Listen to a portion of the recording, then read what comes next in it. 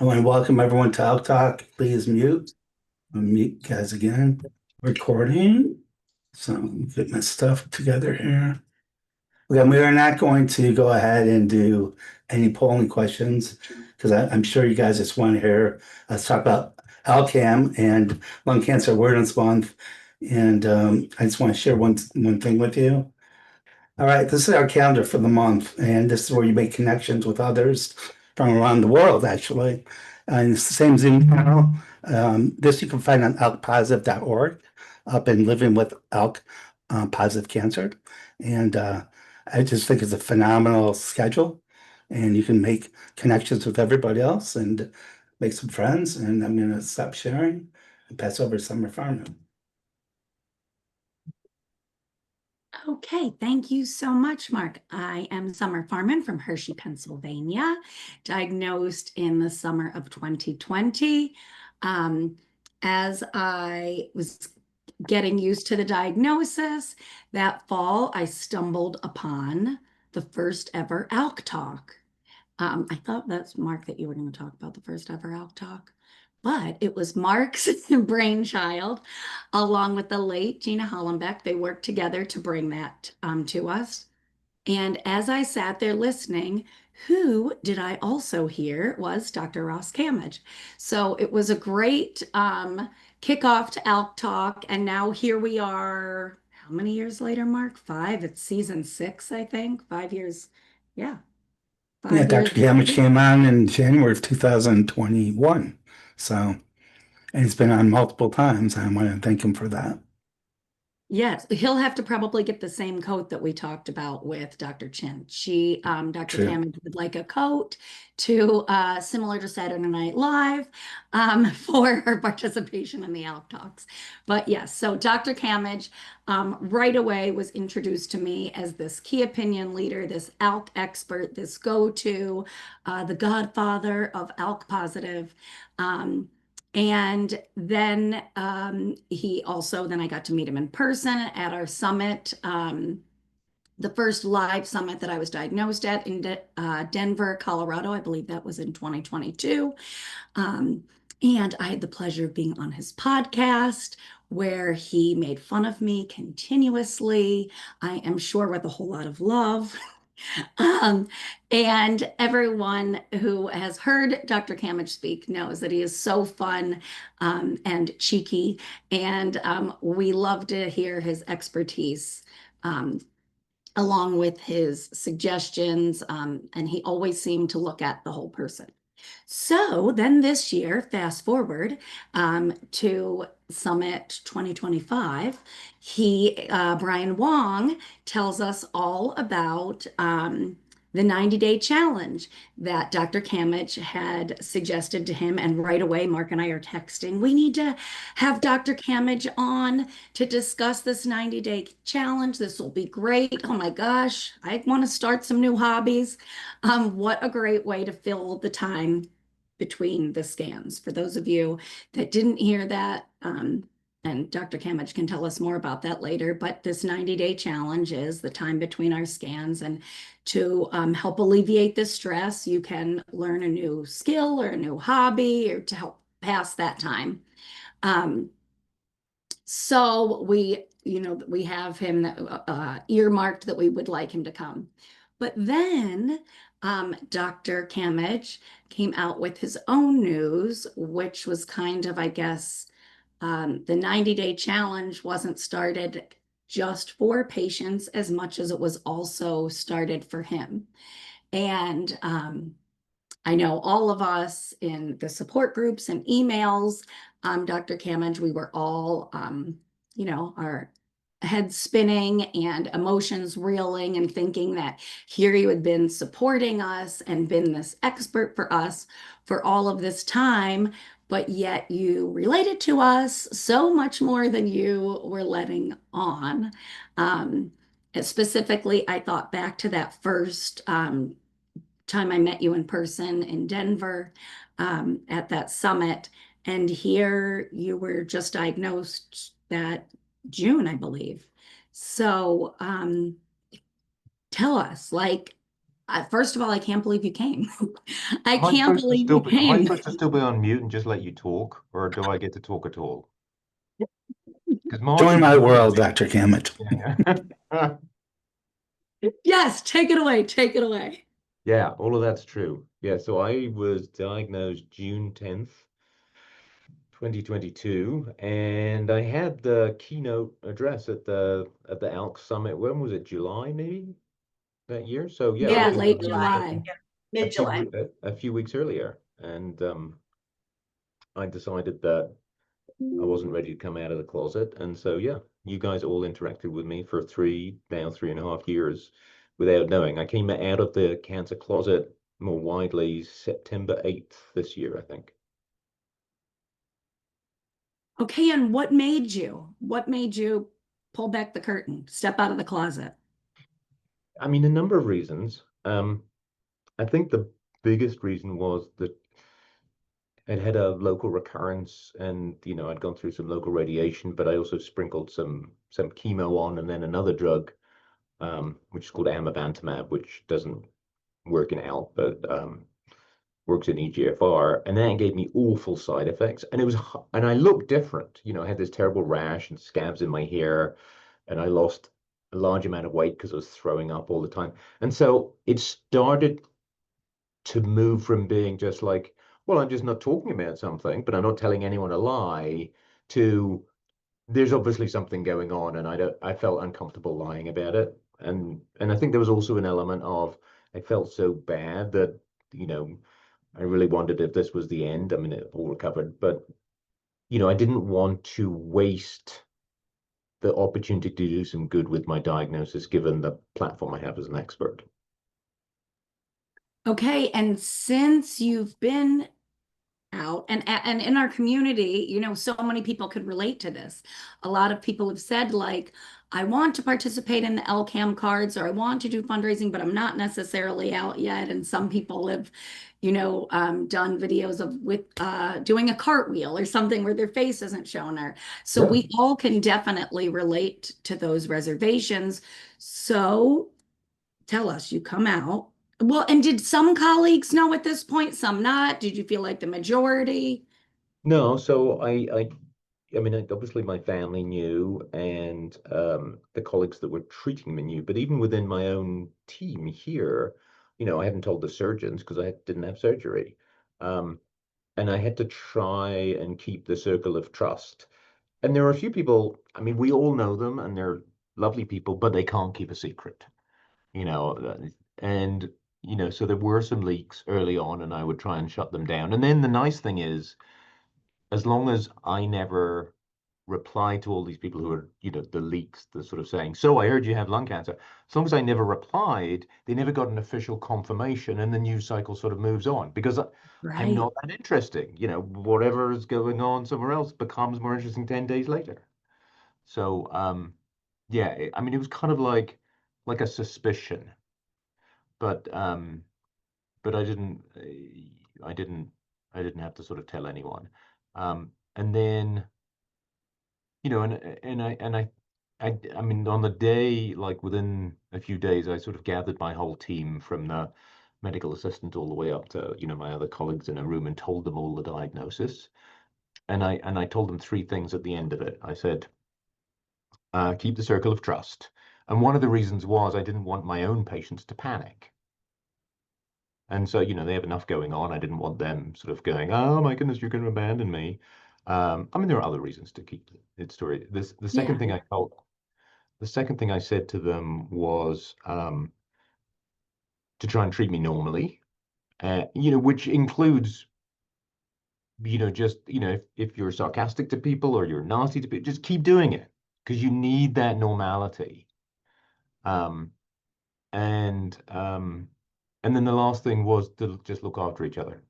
And you're in the circle of trust. This is a big shock to you. I am the sort of figurehead in my team, for better or worse. And to say, you talk amongst yourselves because it's going to be a stress to you. And that worked reasonably well for 3 years. Okay. And so then you decide, okay, changes are happening. I got to come out. I got to let people know. Did you tell everybody at the same time? I figured that was the easiest thing to do. I don't know about you, but it's kind of like you rip the band-aid off. I Hmm. didn't want to tell people in dribs and drabs. And so, you know, I had crazy ideas. It was like, I know I'll stand up at, whatever the ALK Summit was, and I'll just announce it from the podium. And by the way, and that sounded like a great idea for about 5 minutes. And then this voice in my head went, no one else in that room got to announce it on a podium. Who the hell do you think you are?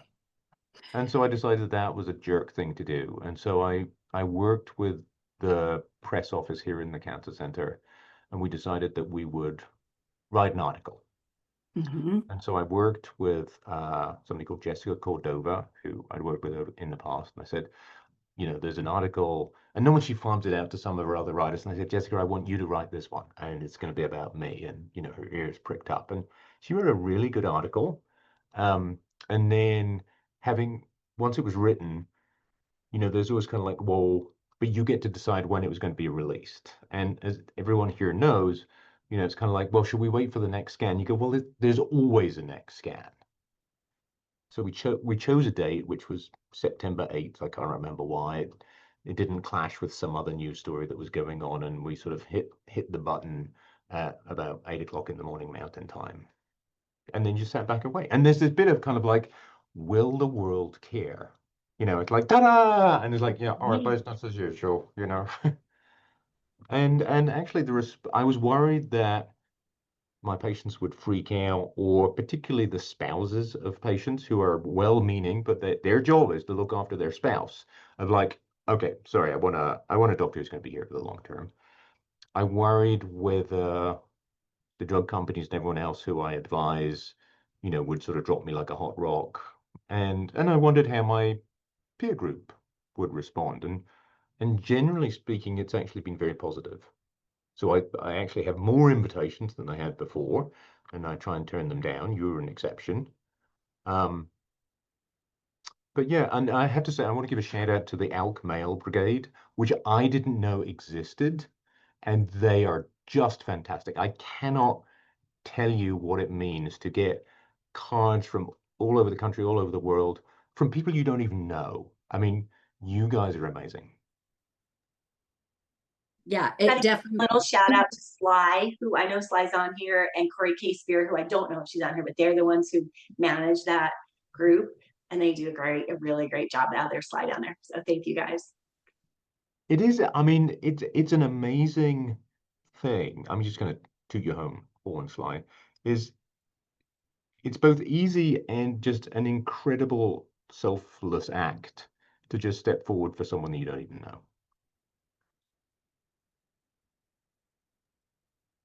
No, for sure. And that is fabulous feedback. Okay, so then what happened? You said you got a lot more invitations? Well, I How were just, the patients? I'm, How were the caregivers? well, Nancy, did Paul lose his mind? No, God.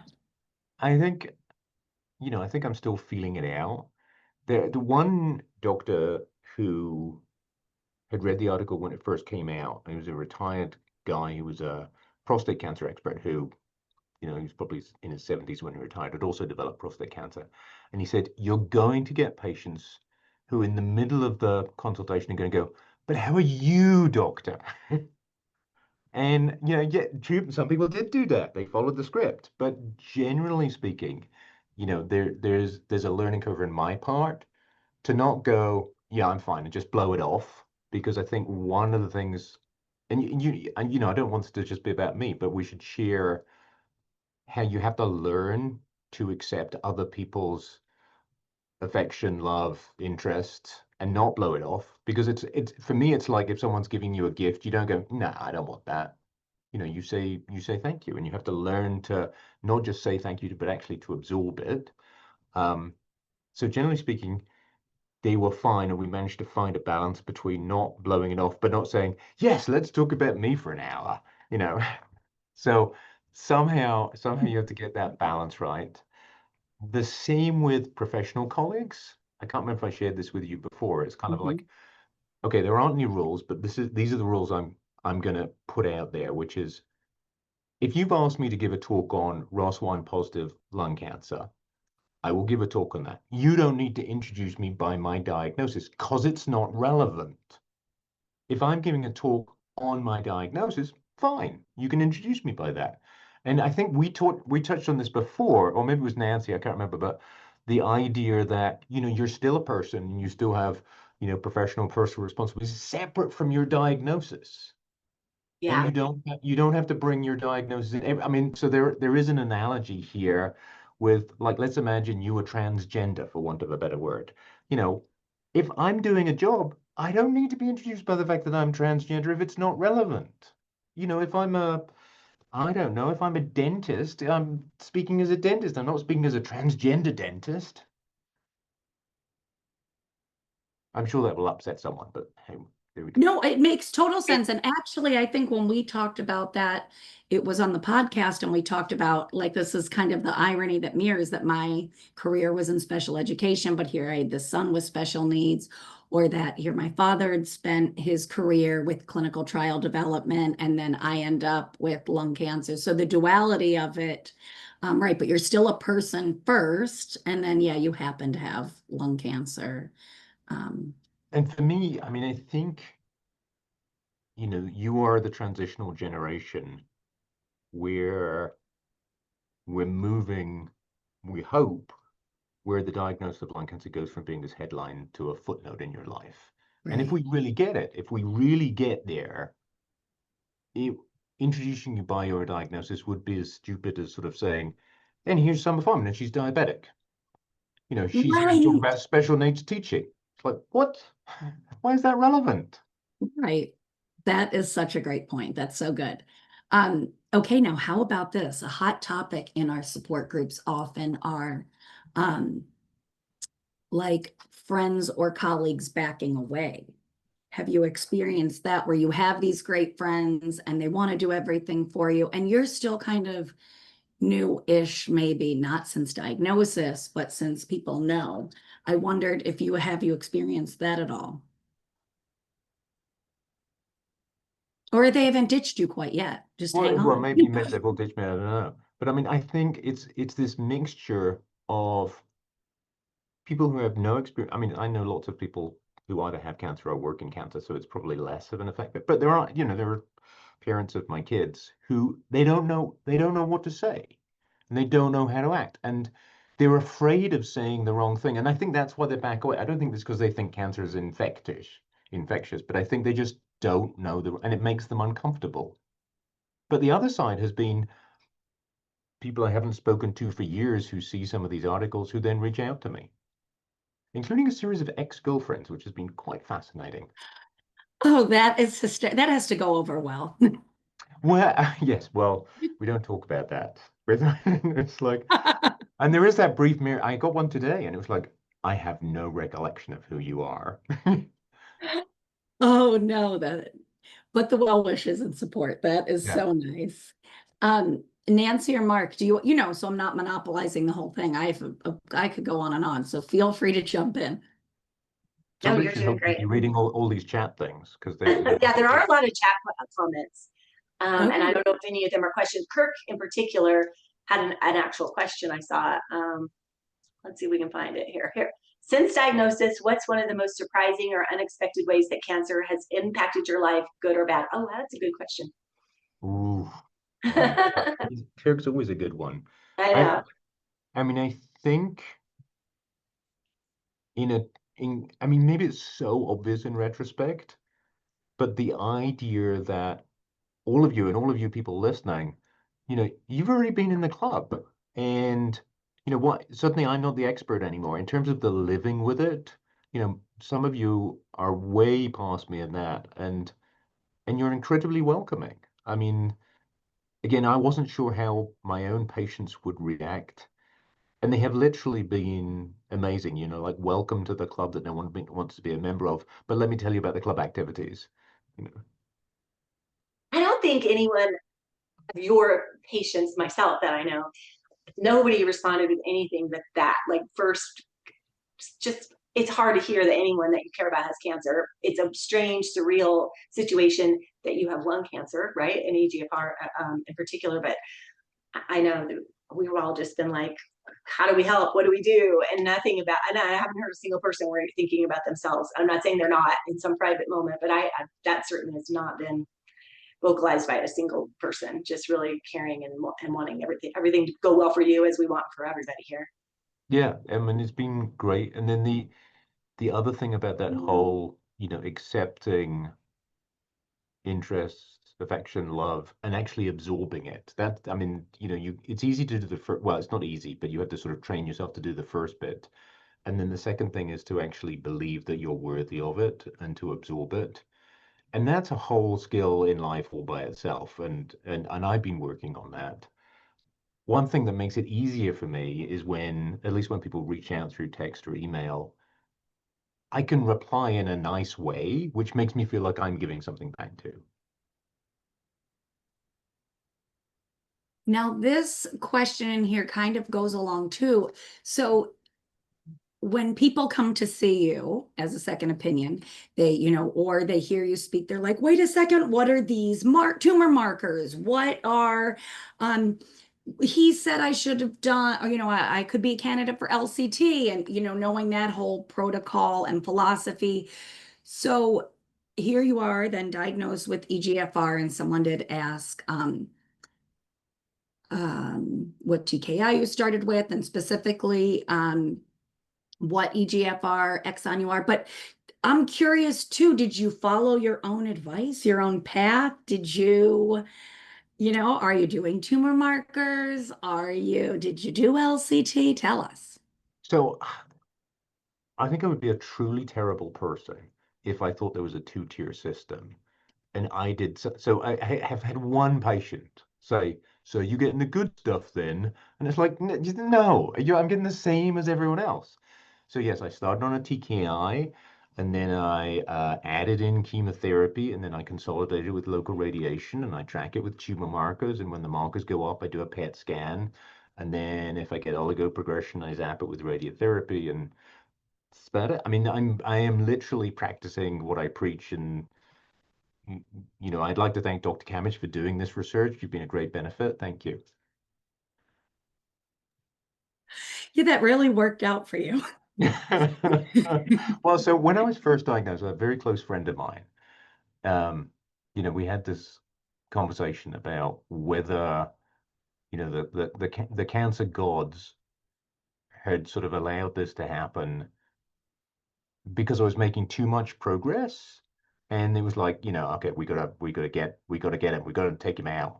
And then she said, no, you've made enough process that the cancer gods have said it's okay for you to get it now. It's your turn.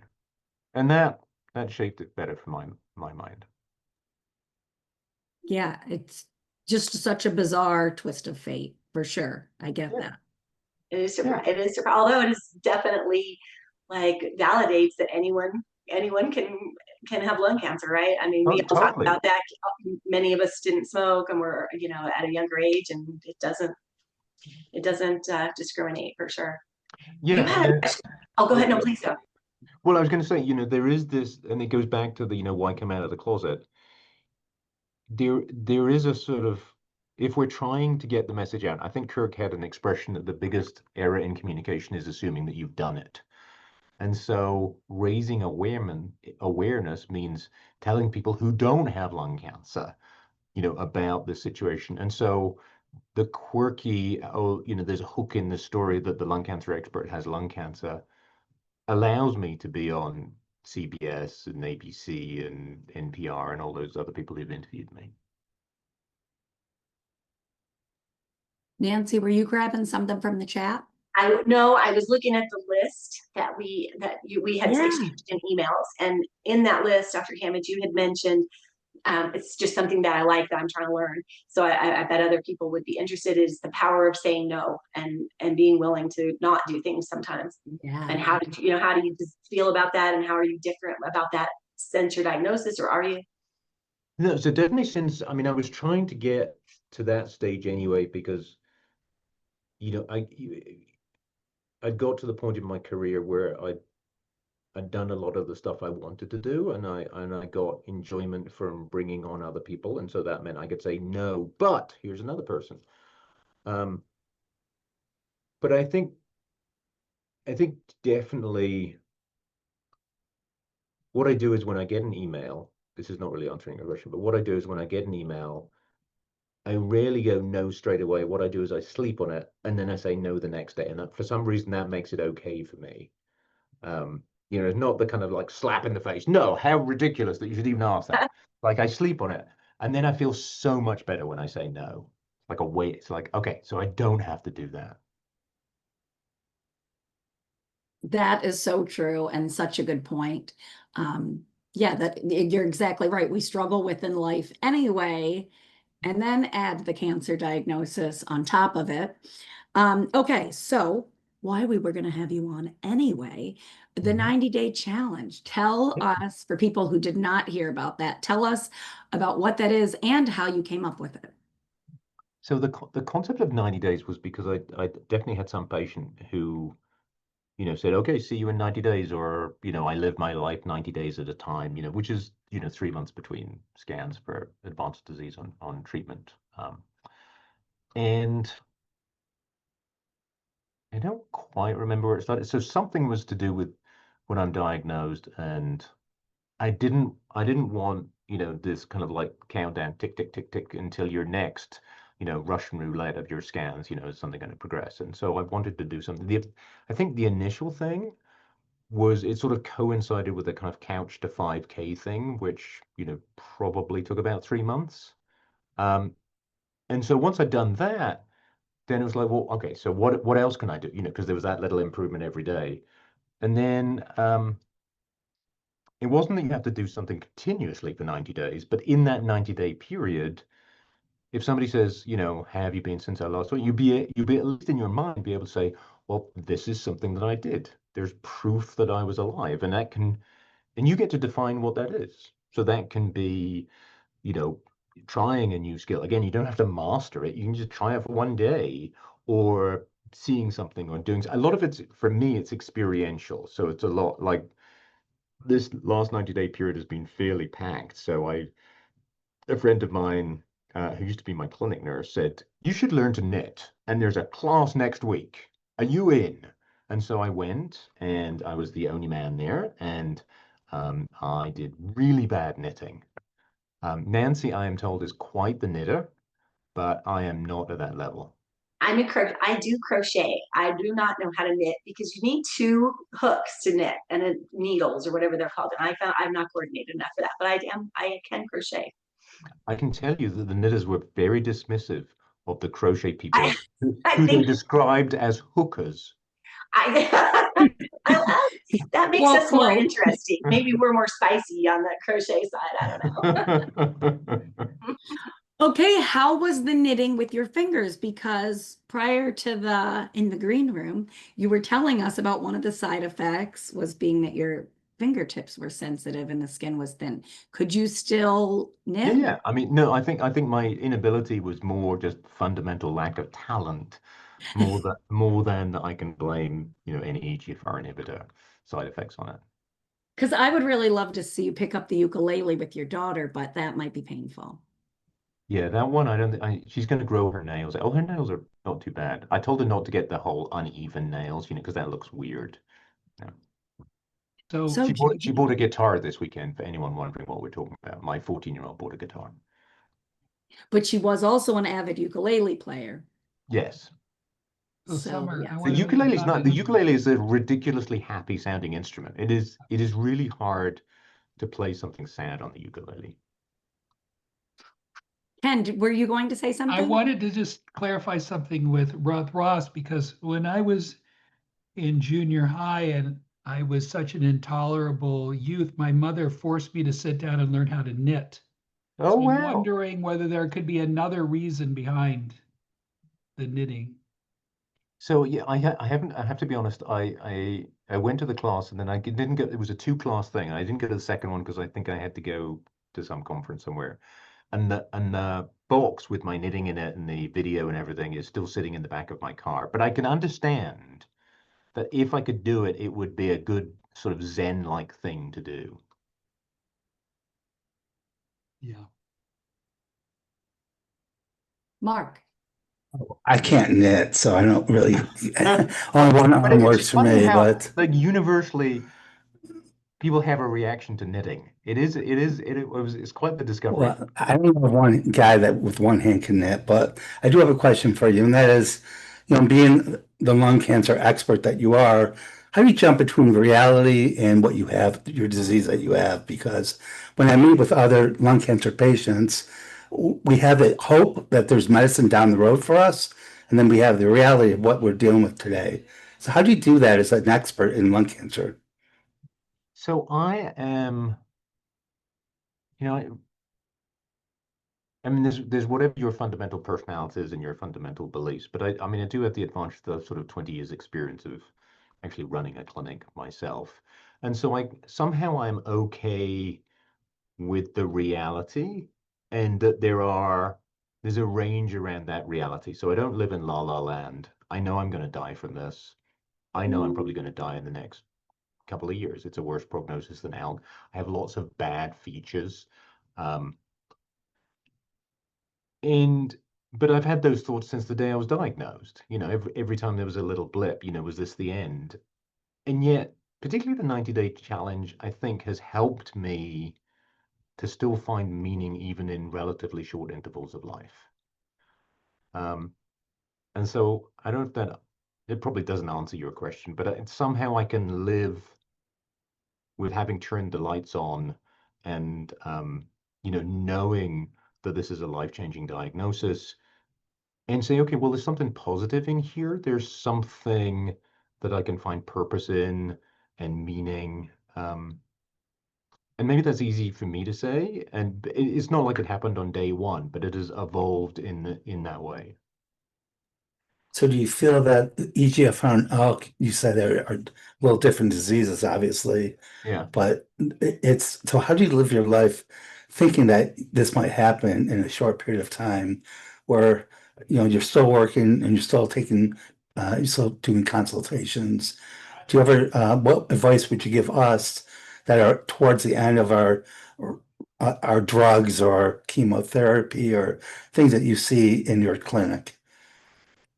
Yeah, no, that's a great question. So, when I was diagnosed, I decided to stop seeing new patients for two reasons. One is I didn't want to take on a responsibility that I didn't think I was going to be around to commit. And we all know when you first start, you don't know where you're going to be on that curve. You could be with the person who progresses next week. I've still done some remote consultations where people have got their own doctor, and I'm just sort of helping them out. But yeah, you just keep it going. And the whole thing about, can you draw a dotted line into the future forever? No, you know that wherever you sit there today, you're going to run out of options at this point. The hope is that somehow the world moves around you and they add more options sort of going down the line. And that's hard. I think having got really sick earlier this year did help and then recovered from it did help me process some of the thoughts that I had at the time about, how would I be if I hadn't recovered, if this was it, if this was the end. And and I got to a mindset where I was okay with that. Wasn't whooping about it, but I was okay with it. And so you try and put in, I mean, Mark, I'm just preaching to the choir here. So you tell me what you did, but I mean, you try and control as much of the uncontrollable as you can. You make sure there's a financial plan. Professionally, I made sure there was a kind of succession plan. I made sure whatever time I did that I spent it with the people who were going to be most vulnerable, so my kids. And like we said, you turn down things that, the world isn't going to go to hell in a handbasket if you don't do it. And, if you're not going to enjoy it, then screw them. So how do you deal with it, Mark? Pretty much exactly what you did. I've gone up and down. You were my second opinion doctor, and I've always seemed to be able to grab a baton, a clinical trial or something, but we don't know EGFR.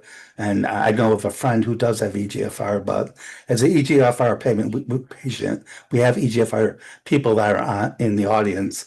What is the difference between ALK and EGFR Well, I mean, for they're for fundamentally trials and different. stuff? Oh yeah. Sorry, Mark, I interrupted. I mean, they're fundamentally different diseases. I mean, they're both driven by an acquired genetic change. It's not inherited. It's not related to smoking. It's driving the cancer, and we have targeted drugs that can work on it. Um, it's a little bit more common, particularly it's very common in the Far East. So drug companies get very excited about it. So we'll know this because there's a huge market. If you think about, China and Japan and Taiwan and all of that, where it can represent 40 to 60% of lung cancer in the Far East. It's about 10% of lung cancer in the West, whereas ALK is 4 to 7% without a racial influence there.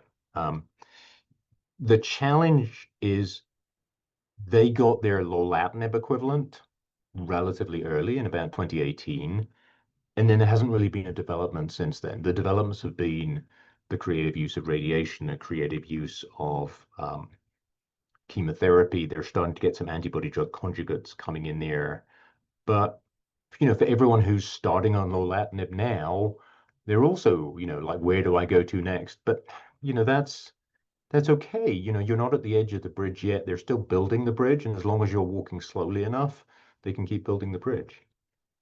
I remember when I met you in Denver, we talked about side effects of lorlatinib, and you were quite critical about the side effects.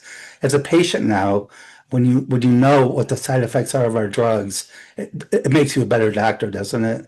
And how do you advocate for us as patients? Okay, so two things. So one is, I don't know if you remember, there was a movie, 10, 15 years ago called The Doctor. It had William Hurt in it. And people always wonder if this is the paradigm that I've gone through. So William Hurt in this thing is a surgeon. He's a total jerk. And, he'd be a brilliant surgeon, be the awful bedside manner. And then he gets some lame ass cancer, which is curable. And, he becomes this incredibly caring and sensitive person. And everyone goes, did this happen to you? It's like, no, I thought I was a possible doctor before I had cancer. And sure, I have some insights in terms of, exactly what chemotherapy tastes like and, the noise inside a CT scanner. But I think I'm still a reasonable doctor. I don't remember what your question was. I just wanted to tell you that story. I don't remember because it's a side effect of your medications. But We can have the same conversation over and over. Right. You and I can talk the same language. It's just the side effects. I think that the doctors don't understand our side effects, and even people that we work for or we're self-employed, whatever it might be. It's like, Yeah. chemo brain, all that stuff is real. And Yeah. I don't know if doctors really understand that unless, as a doctor, now you understand. Unfortunately, it's just, what can you tell another doctor, Paddle or anyone else that's in your practice, of what these side effects are with these drugs, these TKIs that we're on? So there's a couple of things. And so again, I've been working on this for a few years and people went, did you suddenly start working on this because you were diagnosed? Like, no, I was already working on it. But so some of the problems are that when you're in a clinical trial, there is a formalized grading system for side effects, which is written up by the NCI. And so, you can look it up. Mark has got this and he describes it like this, and therefore that's a grade 1 or a grade 2, whatever it is. So that's crap, if I can just be honest, because it's based on chemotherapy and the people who update it clearly haven't asked the same people. So, let's go find the people who write NCI, CTCAE and get ALK positive, or all of the lung cancer groups who like up their nose and sort of say, okay, well, you need to redefine these. My favorite example is grade 1 fatigue is resolvable by rest and grade 2 fatigue is not resolvable by rest. And you go, well, how much do you have to rest? I mean, so I have to have 2 naps a day when it's really bad. That's still grade 1. It's like, that's not compatible with normal life. And that gets into the second. So I'm fixing the CTC grading system. CTC is common toxicity criteria, sometimes called common terminology criteria. The other thing is how we have tended, again, based on chemotherapy, to present peak toxicity. And so when this is presented to physicians and they're trying to figure out if this is a good thing, they just tell you the proportion of people with grade 3, the highest grade toxicity. And one, they don't tell you how long it lasts.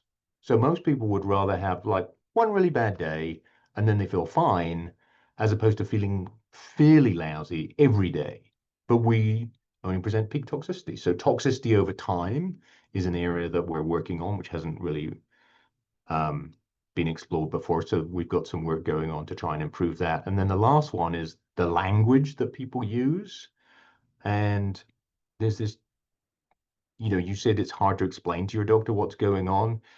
It's particularly hard when clinical trials use language which is clearly nonsensical. So tolerable, that's because the physician says, oh, if it's not grade 3, it's tolerable. You go, that's nonsense. And also, I don't want my doctor to tell me what's tolerable. I want to be able to say what's tolerable. So pushing against that is one of the other things we're starting to do. And we're getting a little traction there. So essentially I stand up and I just go, you cannot say this is tolerable unless you experienced it yourself. And words to that effect. And my last final question for me, and that is, so are you talking to your other physicians that you work with and preach what you just preached to us about the side effects? Yeah. Well, we're a relatively small group, and I trained almost everyone in it. So I'm hoping that we don't have any stinkers and that they're doing the right thing. Write to me if one of them's a stinker. I'll try and do something about it. I feel like he was preaching that anyway, though, warning people about weight gain on lorlatinib. So I feel like you were definitely loud to the entire lung cancer, or thoracic oncology clinicians anyway. So we for sure appreciate that. Okay, the cartwheeler, the anonymous cartwheeler has spoken in the chat. And she said, do you have any advice for her? Are you happy the way things unraveled? Would you have come out earlier? What do you think about that? So, yeah, you sometimes view life in retrospect, but it's worked for me. I think coming out early, one of the challenges was, was I going to lose my income? Would patients not want to see me? Would drug companies not want to interact with me? We had financial responsibility. We were remodeling a house. The other big thing, and tell me if this rings a bell, is all these people then start to have their own anxiety, and you end up not having the time to get your head around it because you have to then comfort them. And it's like, ugh. So by leaving in a period of time, so then when I came out to say, during the last 3 years, you've actually interacted with me and you've been interacting with the cancer patient. And hey, it wasn't too bad, was it? So that worked for me. That actually is such a great point because I know it makes of us all a little bit crazy, with that little head tilt and who described it? One of my patients described it as the sad-eyed look because they know you're going to die. Okay. That could be it, right? So it's so awkward. I really do. Our cartwheel girl, I do understand that as well because that look is the worst, and it does seem that's a great strategy that if people hadn't known all that time, they might be like, oh, you are okay, versus that immediate thought that they're going to be gone in 6 months or something like that. Yeah. So in retrospect, the timing worked because even though I felt lousy when I decided that I was going to come out of the closet, by the time I actually came out, I was feeling better. And so you have this bit, I'm not coming out of the closet because I'm about to drop down dead. I'm coming out of the closet because I'm feeling good. That is such a great point.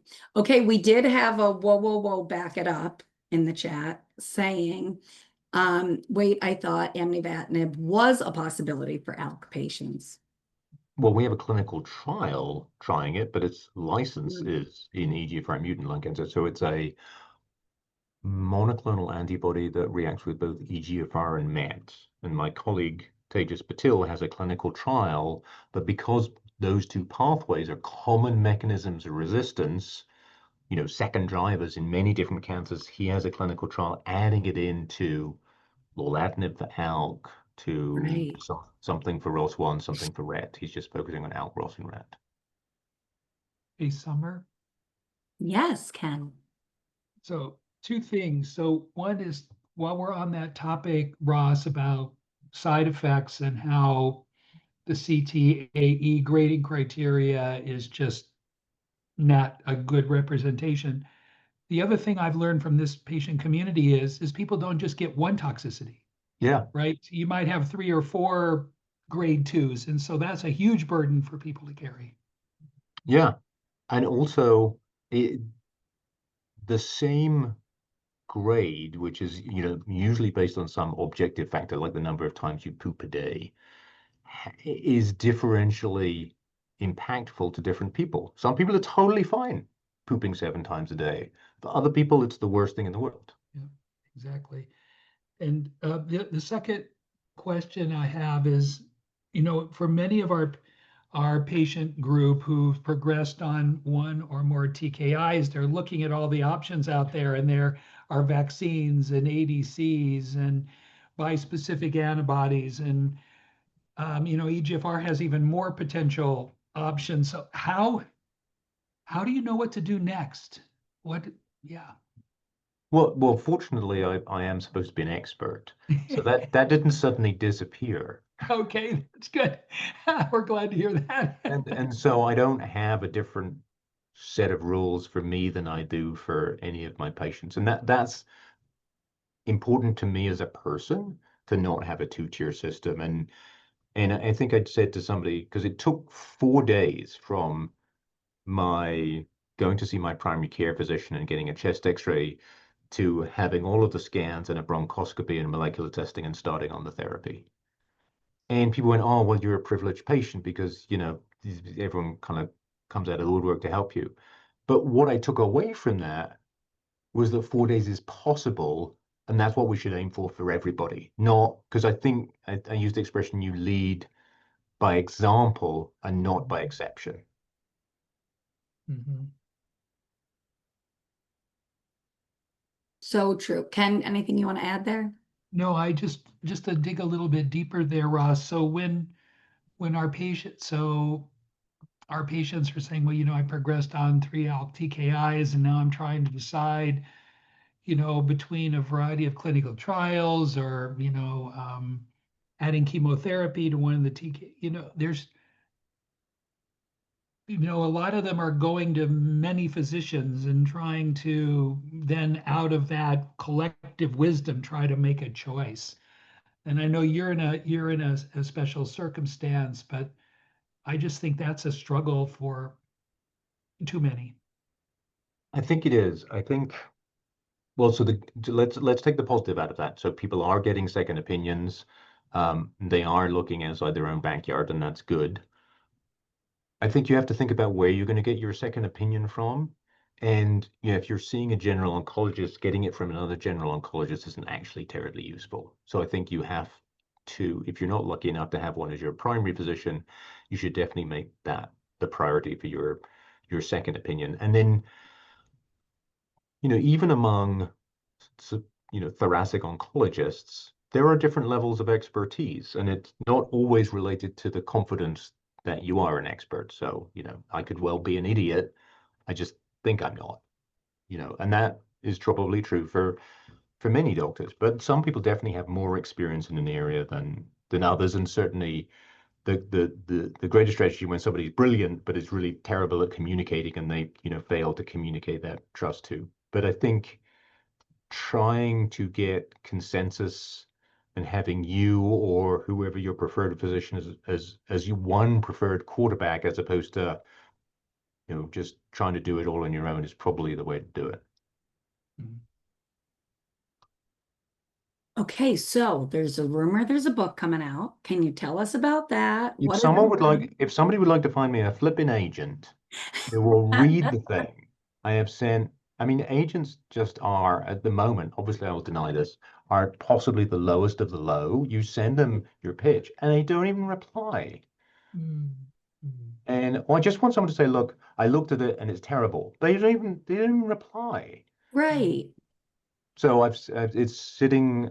I got one agent who said, sure, send it to me. And he sat on it for 3 months. And so I've sent it out to a couple of other agents. And you need an agent because the agent is the person who then gets you the contract with the publisher if I don't want to self-publish, which I don't particularly want. And there's two books. So one is, again, totally by chance, in the middle of COVID, I decided that the story of the beginning of targeted therapy in lung cancer, which actually started with EGFR and has then spread to, how ALK came and, spread across other tumor types. That was the first book, and that's written.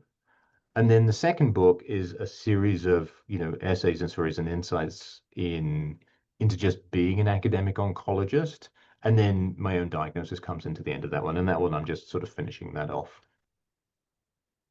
That is amazing. Yeah, we need to definitely find you an agent because we got to get those words out. Yeah. Hey, Summer, I think you already asked this, but Ross, is scanxiety real? I mean, you seem like such a cool cookie. Does that something that bothers you?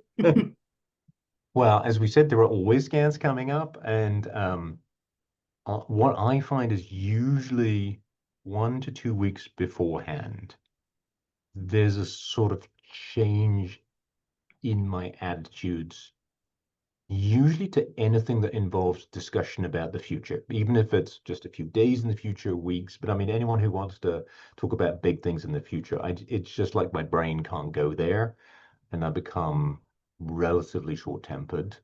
And it's real because you get the scan. I mean, I have this slightly weird thing that I get a scan, and then I walk up the stairs, go into my office, pull it up on my own screen. It's like I am now telling myself the good or the bad news. Um, and then when I look at it, and then, it's usually before the report is out, and then I walk downstairs and I put this in one of the articles. It's like, and then the colors are more vivid, and the bird song is prettier, and so it's real. It takes this weight off your shoulders. So when you So, did have, oh, go ahead, go ahead. well, no, so here we go. So I'm not. Why do I get to stand on a pedestal and talk about scanxiety when everyone here knows this as well as I do, if not better? How do you Right, guys but deal with you that? might have a different perspective on it, having, yeah, I think it is, the whole twist is interesting and Right, but not having to wait more than a few minutes sounds like a nice benefit. Well, so yeah, but so I have zero experience with going into the doctor's waiting room and waiting for the doctor to tell me.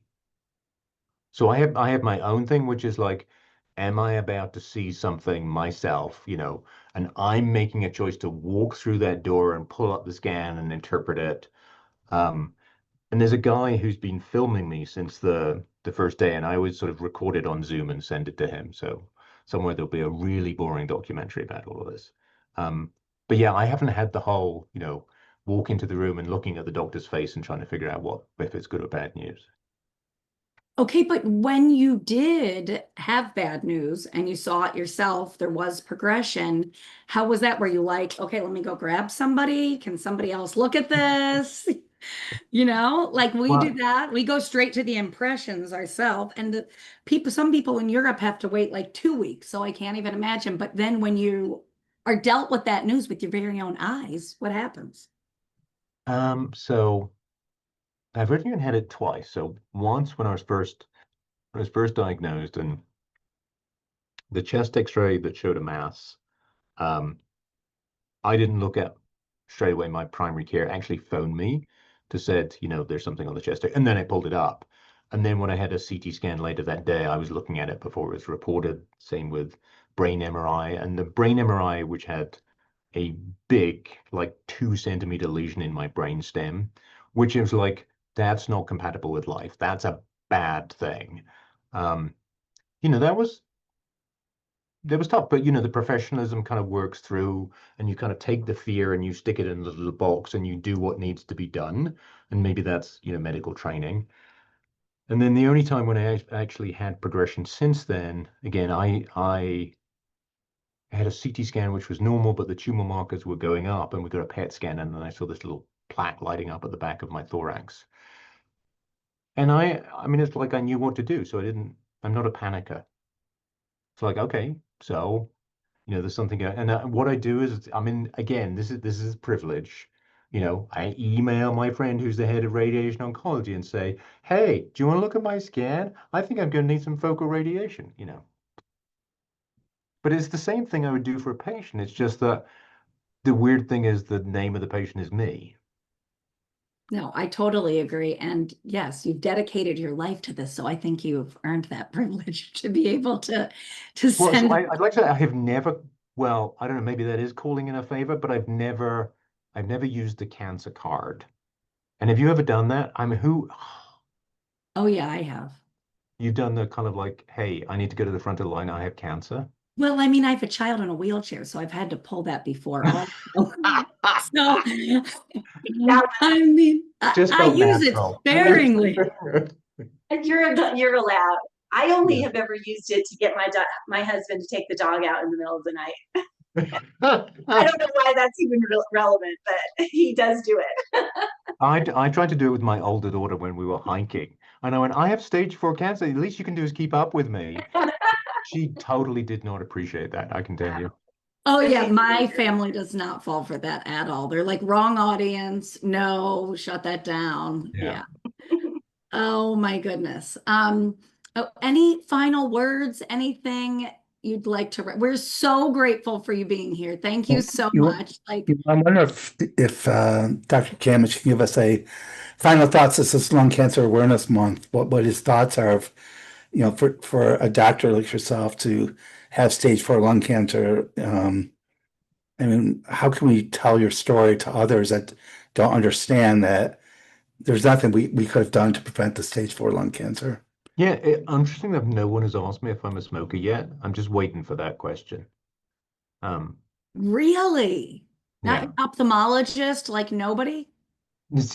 Maybe one of the local news stations asked me that, but I gave him a look.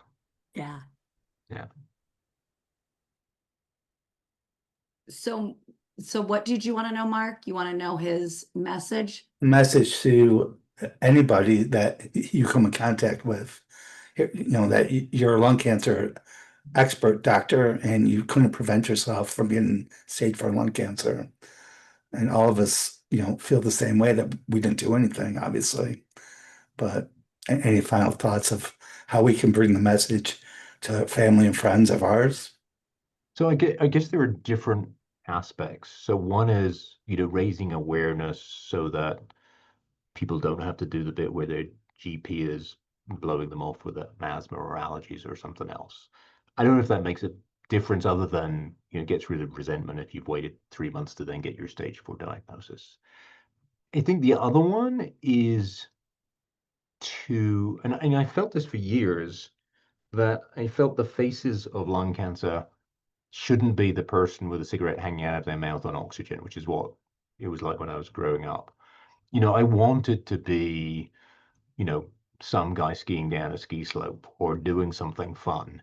And again, to emphasize the idea that, hey, oh, and by the way, this person also has lung cancer. Lung cancer is not the end of your life, it's the beginning of a new one.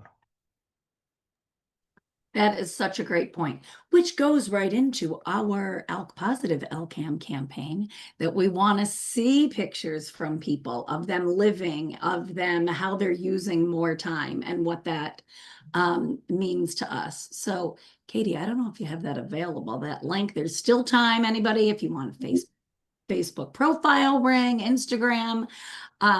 You can message us on Facebook or email me at summer.barman@alkpositive.org. But yes, exactly. I agree. We want to see people living, right? We're still moving along, and I think that stigma was even there as I was diagnosed. I wasn't what I pictured in my own mind as a lung cancer patient. Thank you. It's coming through the chat. Thank you, Dr. Camage, for coming on and sharing your story with us. It's been an inspiration for all of us. And Nancy, thanks, and Summer, thanks. So, Summer or Nancy, Ken, any final thoughts? Or Dr. Camage, any final thoughts before we leave? Thanks for making me feel welcome in the club. Oh, thank you. We wish you didn't have to be in it, but Yeah, it's we're not a club here. we all want We're to be all in, here. but Yeah, and we're all here for you. You know, if you ever get some twisted thoughts you want to discuss, we've all pretty much thought them. That's Yeah. all of it. That is a terrifying thought, but I know it's true. Yeah, it is. It is. That's where very you know. dark sense of humor around here. Yeah. So Well, if you would all stay tuned, everybody, for some save the dates coming up for our ALK Talks later this month and next.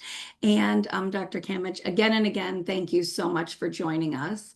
And if you'd all like to unmute and say thank you to Dr. Camage, please.